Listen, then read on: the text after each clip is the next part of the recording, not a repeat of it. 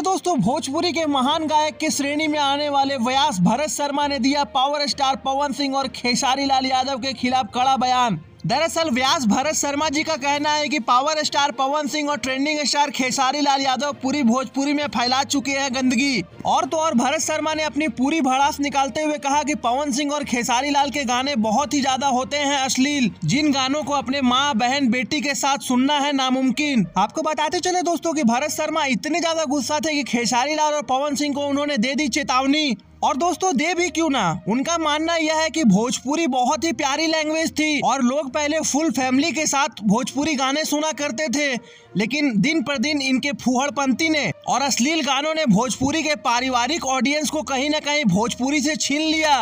उन्होंने कुछ सिंगर्स को टारगेट करते हुए तो यह कह दिया कि उन्हें गायकी का गा नहीं आता है और वह ऊट पटांग जो मन में आता है वही गा देते हैं। हालांकि साथ साथ उन्होंने यह भी कहा कि पवन सिंह की आवाज बहुत अच्छी है और उन्हें अश्लील गानों से रहना चाहिए दूर। तो फ्रेंड्स, आपको क्या लगता है कि भरत शर्मा जी ने जो पावर स्टार पवन सिंह और खेसारी लाल यादव के खिलाफ गुस्सा दिखाया वह सही है या गलत? कॉमेंट बॉक्स में अपनी राय जरूर दें और ऐसे ही चटपटी खबरों के लिए हमारे चैनल को सब्सक्राइब करें और ज्यादा से ज्यादा शेयर कर हमारी मदद करें।